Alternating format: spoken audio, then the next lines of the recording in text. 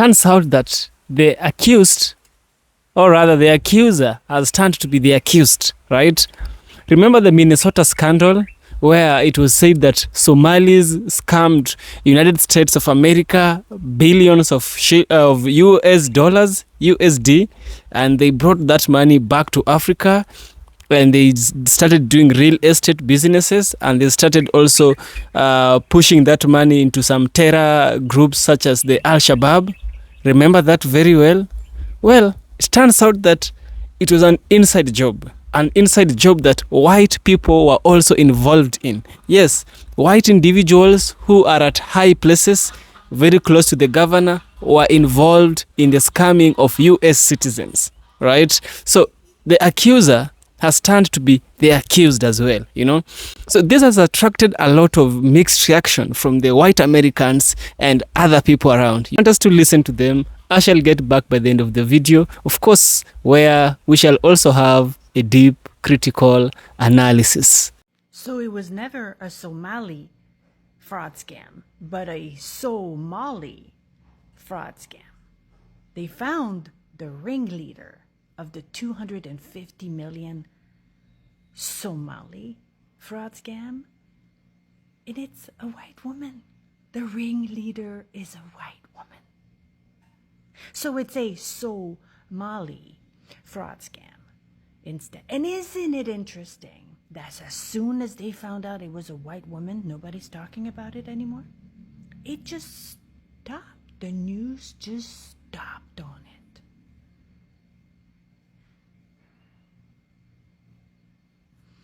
And the ringleader of the $250 million Somali, Minnesota fraud case goes to a white lady named Aimee Bock. And you wonder, why haven't this been all over the news? So while everybody has been focusing on the Somalians, she's the ringleader. And you wonder why they've kept this under the rug. I mean, yeah, it's been in the news, but quietly. But yeah, it's not a Somalian at all. Whole time I thought it was a Somalian. It's a white lady. So we've been focusing on the Somalis, and it's been a white lady the whole time. Look at her. I see she got her a chocolate man. Look at her again. Look at her with her Porsche. She was buying. Ready for this? Zakia Khan ran the healthcare scam through the adult daycare centers she owned in Coney Island. $68 million Medicaid fraud. Mind you, Coney Island is in Brooklyn, not too far away from me. And it's funny, the last name Khan doesn't sound American to me. It sounds similar to the Somalis in Minnesota. And this is what I've been talking about this whole time. This whole year, I've been telling you that they know how to milk the system. And at the same time, while they're milking the system, they're complaining and lecturing us about how to run our country. You cannot make this up. The facts is that the Mohammedans are masters in milking the system and at the same time pointing the finger at everyone. Did you all see who the mastermind in the $250 million welfare fraud was? The Minnesota welfare fraud? It was 45-year-old white woman, Aimee Bock. She was the ringleader, organizing and controlling the entire scam of the money that was taken for childcare. I don't know what else they used it for, but the biggest thing was childcare. Yeah. She's facing up to 33 years in prison. And yeah, this is where all of this Somali hate from the president was coming from. I want to see what he's going to have to say about the ringleader, Aimee Bock, who organized this entire scam against the government. This one makes you want to throw up in a potted plant. Makes me want to stick my head in an oven. So they started going to parents in the Somali community and saying, can we call your child autistic? Can we certify that your child is autistic? If you'll let us do that, we'll pay you a bribe. Anywhere from $400 to $1,500 a child. It's deeply disgusting. I mean, it is clown world on steroids. It makes me want to knee someone in the groin. But the politicians in Minnesota let this happen. It is disgusting, Mr. President. These people ought to all be put in jail, including the politicians. To the powers that be, pretty please, with sugar on top. I'll add a cherry. I've even got an old McDonald's McRibs coupon somewhere. I'll throw that in the mix too. Video out from independent journalist Nick Shirley investigating more alleged fraud in Minnesota. Take a look at the response he got while he was out on the street going door to door. Why are you sensationalizing the propaganda? What are we sensationalizing? To attack our community. What's your final objective? We're not attacking your community by any means. Are you making good money from this? We're looking for fraud. No, for instance, can you answer our question? Where's the It's not there. And why don't you answer? How much money are why don't you answer the question? Where's How much money are you making? I make money off of YouTube. That's how I make my money. Exactly. So you're making money off of sensationalizing. My job and attacking the Somali community. I'm not attacking you guys. We're asking. I'll tell you fraud the reason is fraud, why this is sir. happening. All right. Let me tell you the reason why. Fraud is fraud, correct? Yes. This has nothing to do with race. This is fraud. This absolutely has to do with us being Muslim. No, it does not. All right, and us being from Africa. This is a constitutional argument. If you don't want us here, change the freedom of religion. Say, listen, you don't want Muslims in this country anymore. We're not saying that. No, you hate Muslims. I'm not saying I hate Muslims. We're talking about fraud. We're talking about fraud. Why are you attacking us? This are we is the fraud. only community that suffers because of fraud? We're talking about fraud. Are we the only community that does fraud? Are we the only community that does this? Nick is set to testify before Congress next Wednesday on the alleged fraud scheme in the state, and Nick joins me now. Nick, it's good to see you again. I'm curious, just to ask you a question. Are you approaching random Somalis in the community? That gentleman suggests that you are coming after his community. So are you just going after Somalis? No, not at all. We're just going after the fraud that's taking place in Minnesota. It just so happens to be that 89% of the fraud that's being committed in Minnesota is from Somalians. Right. So we went to all these locations. If there's a white man inside that building, we would have asked the same questions. And so for them to come after me and try to make it a race issue, it's really not, when it's just going to the locations that are on the website of the state of Minnesota. Well, and I'm leading us somewhere, Nick, but what about Muslims? Are you targeting Muslims? Are you randomly looking for Muslims on the street and asking if they committed fraud? No, I'm just asking the businesses and going to the locations. Right. Yeah, and that's my understanding. I've seen your video, and so this man has suggested that you are doing this to attack specifically Muslims in the Somali community. But as my understanding, you're looking at addresses. You're going to places that you suspect of fraud.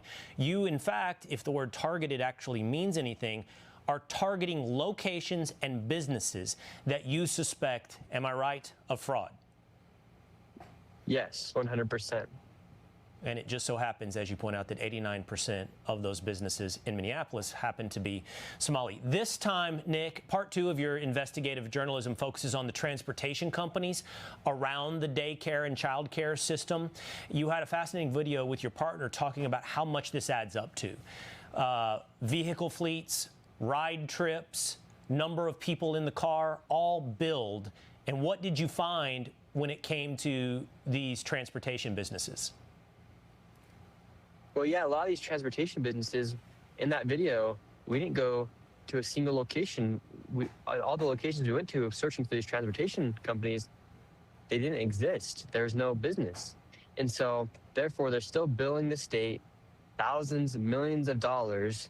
And that's how that's kind of how the fraud is upheld inside of Minnesota, because they're able to create some sort of paper trail by using these transportation companies to then move people around. In reality, they're just creating a paper trail that makes the fraud, that's why it makes the fraud harder to crack down on, because they are leaving some sort of paper trail behind with these companies. But what you've looked into so far are child care and learning centers that have been empty, according to your videos. And now you have seen the satellite business around that of transporting these kids, which is either a shadow fleet or a parked stationary fleet of vehicles billing the government.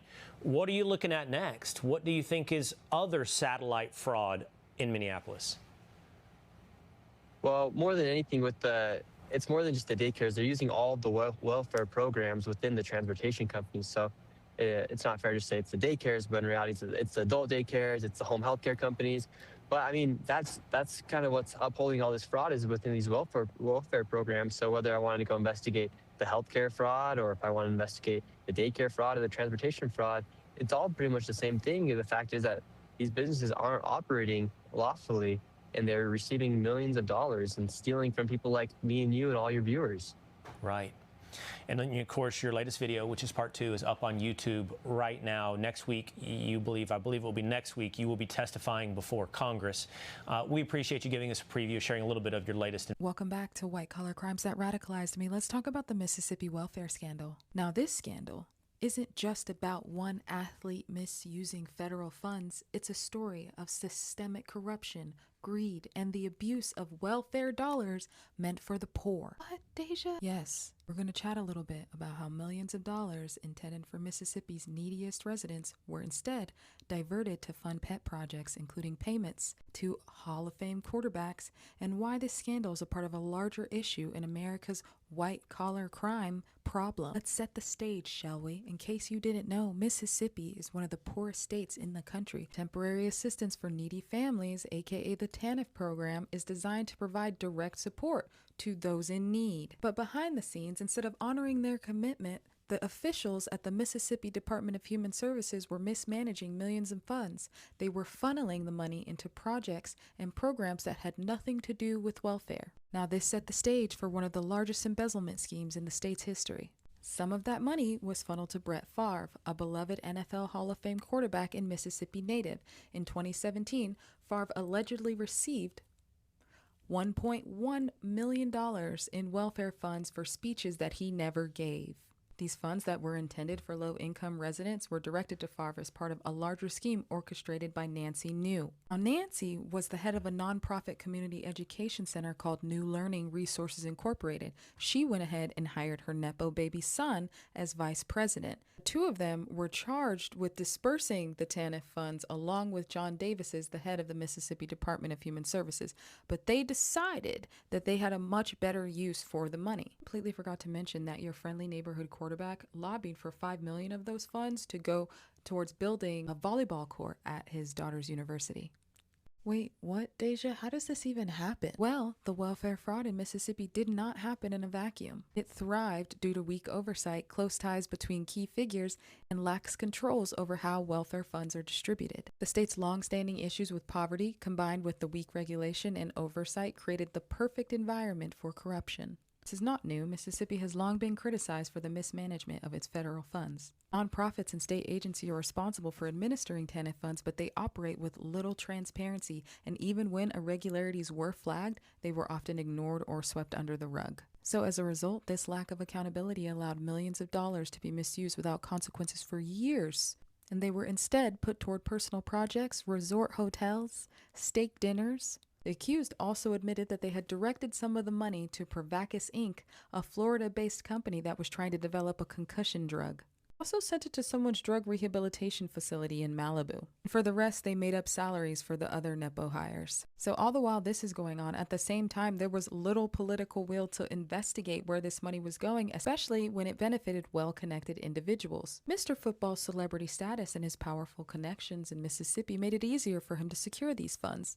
Emails later revealed that Favre had been in direct communication with state officials, pushing for funds to be allocated to his daughter's volleyball facility. His influence, combined with the control wielded by Nancy New and her Nepo crew, and John Davis over the TANF money, and you have unchecked, unchallenged spending at will. This allowed the diversion of funds to occur without much scrutiny. But in 2020, auditors decided that they did in fact have time and completed an audit of the Department of Human Services, which exposed the extent of the welfare fund abuse. The audit revealed that more than $90 million in federal funds had been misappropriated. This shocking find led to the indictment of several key figures, including Nancy New and John Davis, both of whom pled guilty to charges of embezzlement and fraud. Friendly neighborhood quarterback was not charged with the crime. However, he was ordered to return the $1.1 million that he had been paid for doing absolutely nothing. He also denied any wrongdoing and claimed that he was unaware that the money came from welfare funds and eventually fully repaid it, though he is still facing lawsuits, especially since messages were released in the court filing that revealed that he sought reassurances from nonprofit executives that the public would never learn that he was seeking millions of dollars in grants that ultimately came from the Mississippi Welfare Agency. The fallout from the scandal was swift. While key figures like New and Davis faced criminal charges, the broader consequences for Mississippi's welfare system were devastating. The scandal has sparked calls for reform in the way that the welfare funds are distributed and overseen, and there is growing pressure on a state and federal level to ensure that TANF funds are used for their intended purpose. And Mississippi lawmakers have begun investigating how they're allocated and distributed, but the systemic issues that allowed the fraud to occur in the first place still remain. So come outside, Mississippi, I just want to talk. If anything, this scandal highlights the dangers of corruption in programs that are meant to support the most vulnerable. The true tragedy of this scandal is that the very people these funds were meant to help are the poorest of Mississippi's residents. The ones who suffered are the ones who needed the help the most. And as long as there are weak controls and the wealthy and powerful can manipulate public funds, these kinds of abuses will continue to occur. So the next time that you hear about welfare fraud, remember this. It's not always the poor who are gaming the system. Sometimes it's your dad's favorite quarterback and his crooked homies responsible for the funds whose moral compasses have led them to believe that a volleyball court is more important than food for people who truly need it. Greedy capitalists are gonna greedy capitalist. Let this be a reminder to you that sometimes the people most deserving of scrutiny aren't the ones in the streets, but they are the ones in the boardrooms, shaping the policies that will... Now to a CBS News exclusive interview with a woman prosecutors say was the mastermind of Minnesota's biggest COVID-era fraud scheme. 44-year-old Aimee Bock is her name. She's not part of the Somali community. Last year, she was convicted of orchestrating a $250 million plot to defraud government program to feed hungry kids. There's been so much focus on the Somali community here in Minnesota because of the widespread fraud, and most of the suspects charged and convicted in the schemes, they are from the Somali community. But as you mentioned, the mastermind, according to prosecutors, federal prosecutors, she is not Somali. And Aimee Bock, when we spoke to her, it's rare for someone to speak with us in federal custody, but she expressed some regrets and defended her actions. We were allowed 1 hour to speak with Aimee Bock over a video call from her Minnesota jail cell. Now I can hear you, yes. Until she was arrested in 2022, Bock led Feeding Our Future. The now infamous nonprofit signed up restaurants and caterers, many from Minnesota's large Somali community, to receive taxpayer money for providing meals to children in need. During COVID, for obvious reasons, parents were allowed to come and pick up meals. So we suddenly were able to reach more children. But prosecutors said it turned into something else, the nation's largest COVID-era fraud, with Bock as its mastermind. Are you the mastermind of this scheme? Absolutely not. I believe in accountability. If I had done this, I would have pled guilty. I wouldn't have gone to trial. I wouldn't have put my children and my family through what we've been through. I've lost everything. While Bock's attorney provided this video showing stacks of food, prosecutors say Bock and the businesses she recruited stole tens of millions of federal dollars, spending it on luxury cars, real estate ventures, and vacations. I wish I could go back and do things differently, stop things, catch things. At that point in time, I believed we were doing everything in our power to protect the program. But in 2021, Bock sued the state agency that oversaw the meal program, alleging its scrutiny of Somali applicants was, quote, discriminatory. How do you think state officials took that? Nobody wants to be labeled as being racist. Minnesota officials told a state watchdog the threat of legal consequences and negative media attention intimidated them into easing off. The notion that a state government is paralyzed and has to allow this level of fraud because they were afraid of what I might do in a lawsuit is preposterous. Humbly welcome Aimee Bock. In Minnesota's large Somali community, one leader called her a modern-day Robin Hood. The community deserves this. The children need this. In 2019, the nonprofit submitted $3 million worth of meal claims. 2 years later, it submitted nearly $200 million. All of a sudden, you're cutting $200 million worth of checks. How do you not see that as major red flags and keep this going? We relied on the state. We told the state, this site is going to operate at this address, this day, this time, and this number of children. The state would then tell us that's approved. Prosecutors also accused Bock of collecting bribes and kickbacks from meal site operators. At trial, they revealed text messages where she compared Feeding Our Future to the mob. Are you a mob boss? Absolutely not. No. Were you personally benefiting from any of it? I collected my salary, and that was all that was collected. Didn't federal agents find gold jewelry, cash in your closet? They found minimal jewelry. I believe it was like 2 pair of earrings, a bracelet, a watch. There was some cash there. At trial, Bock took the stand, but the jury didn't buy her story. Within hours, they convicted her on all counts. Last month, a judge ordered her to forfeit more than $5 million in proceeds from the fraud. Minnesota officials have defended their actions, noting that it was state employees who actually first contacted the FBI about implications in the fraud scheme. So far, 78 defendants connected to Feeding Our Future. Remember, just Feeding Our Future. There are other social service schemes at play. They have been charged, more than 60 pleading guilty or convicted at trial. Section 8, people don't know this. Section 8 has a program where instead of paying your rent they'll pay a mortgage. Now, the government will pay you Section 8 in your own house? Your own house. They'll pay you your rent in your own house that you bought. They pay your... No. They pay the mortgage. Now the money doesn't That means instead of the government paying $2,300 for you to be in Section 8, they'll pay your mortgage. They pay your mortgage. So basically, they pay your house because eventually... You're going to own it. The government doesn't own doesn't own the title. No, it's your house. Sounds like the biggest... Now, before you reach out to me for this, I have no idea about it. Like, this is public information. There's no idea. Google it. Look, I'm going to refer to them as they be because I don't want to be labeled as anti, right? So they be doing all the government hacks from the government paying government taxpayers, paying for their houses, to the government taxpayers paying their lifestyles. A village of 44,000 Hasidic Jews in upstate New York that primarily speak Yiddish, 7 kids per family. How many kids do most people have out here? 17, 18. How do they afford 17, 18 kids? It's one of the poorest towns in America, with 40% living beneath the federal poverty line. Many men here are religiously studying the Torah full-time and heavily rely on public assistance and welfare in the form of Medicaid, housing vouchers, food stamps, and cash aid. Excuse me, do you guys take EBT? We do. What percentage of people would you say use EBT for their groceries here? 100%. 100%? What percentage would you say?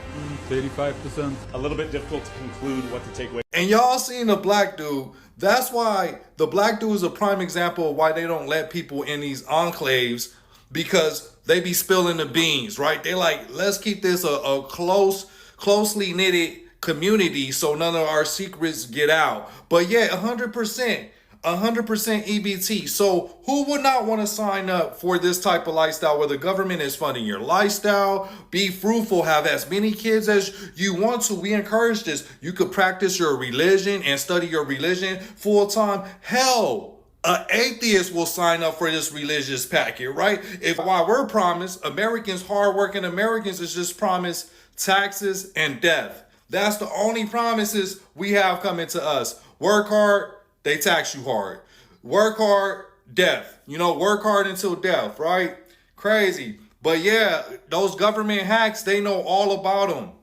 So here's a list of some of the cities that offer that program that he was talking about. States and cities, the home ownership voucher from Section 8. Here it goes. Yeah, as you can see, New York. Yeah, New York. Yeah, New York. I know there's more states, but... Let's get you caught up. Joe. These are the 4 main players in this scandal that you need to know about. On the far left is former Mississippi Governor Phil Bryant. He was the man in charge of the state of Mississippi when all of this went down. Now, next to him is John Davis, the state's former welfare agency director. Then next is Nancy New. She was the head of a nonprofit in Mississippi that worked with the state welfare agency. And then next to her is, of course, Brett Favre, former NFL quarterback and Mississippi native.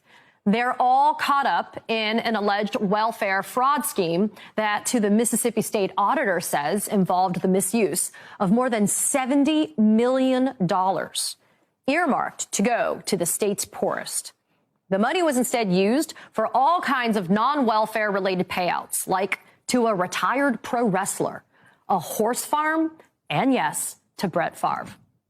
Keep in mind, this is the same state that's capital city couldn't even deliver clean drinking water for months to its residents.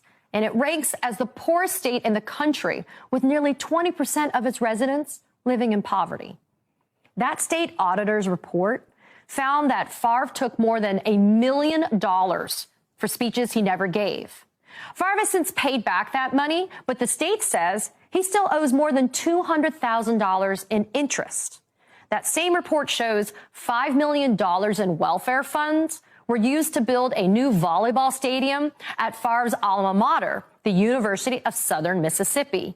His daughter just happens to have played volleyball at USM at that time.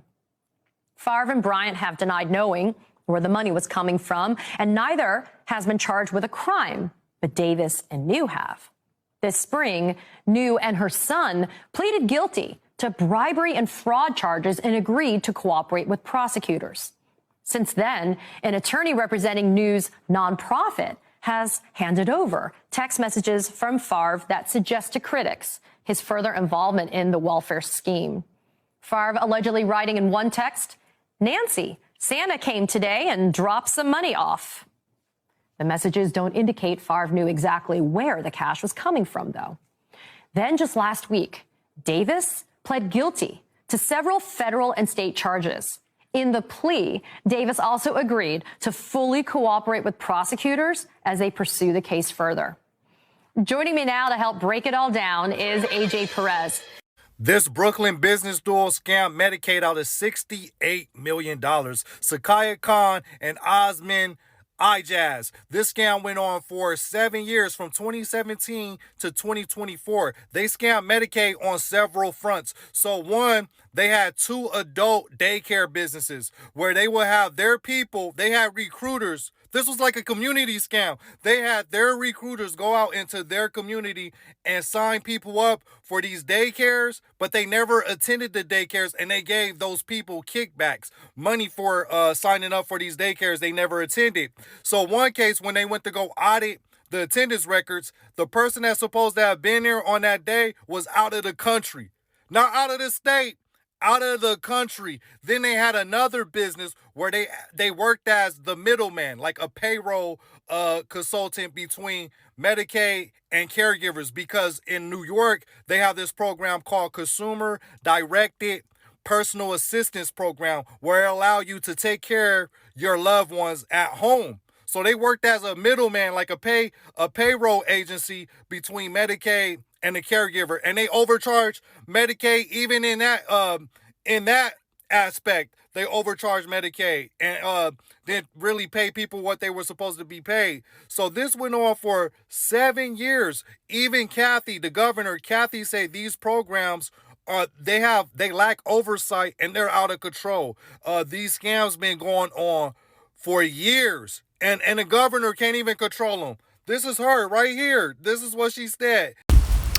So from watching this video, we can clearly see that there's a huge level of hypocrisy that is going on in the United States of America, right? One of them is that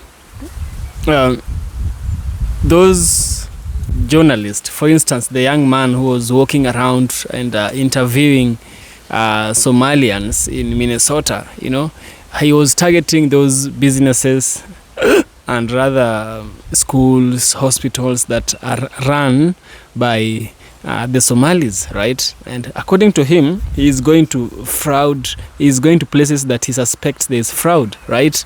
Well, to me, there's no problem to go around and ask if there's fraud, and it's okay.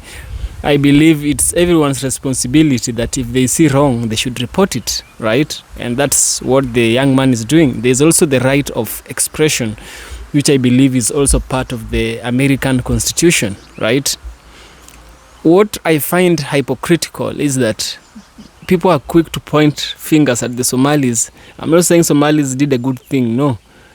But if we are going to judge the Somalis, we should judge also the people who made it easier and who made it possible for them to carry out the scam. And who is it? It is the white people that are in the government, right? So that woman, her name is very hard. I didn't get it right. So that specific woman, while people are blaming Somalis, she is hiding somewhere. But through the long hand of the law has very long hands, you know. They caught up to her, and right. So right now she's being seen as the mastermind, you know, the brains behind the scam, right? And so, you know, they say that the fish starts rotting from the head. It's never from the tail. It's always up, down, right? And here we have a person who is of American origins, a person who has American citizenship by birth, she's white, she's American, she's very far from Somali, right? She's the one who has opened the can of worms to the Somalians, and now the effects is being felt as much far as possible. Why? She knew she'll get a cover. She knew that the Somalis will be her scapegoats, but now it's been exposed, right? So I believe that's the truth, and the white government of America, the American government, has always committed a lot of atrocities, but they hide behind statistics, right? They hide behind politics, they hide behind economics. They'll say that it was necessary to invade a particular group of people, it was necessary to collapse a certain economy of a country by placing sanction on it.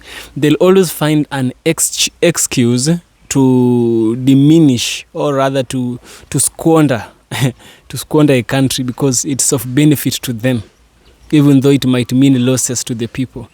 It only becomes a coincidence when their gain is also the people's gain, but it's very rare to be so, right? Look at countries where US government has touched to bring democracy. Venezuela in a few days will not be the same Venezuela that we once knew. Look at Libya, look at Iraq, look at Syria, look at DRC right now, you know. It's not the same countries as we knew them back then, right? So before we address someone, we should address ourselves. There's a saying that if you point fingers, there's other fingers pointing back at you. So before you leap, you must look. Yeah. These Evan commentaries. I hope that you've gained value. If you have, subscribe. I'll surely appreciate, and see you in the next one.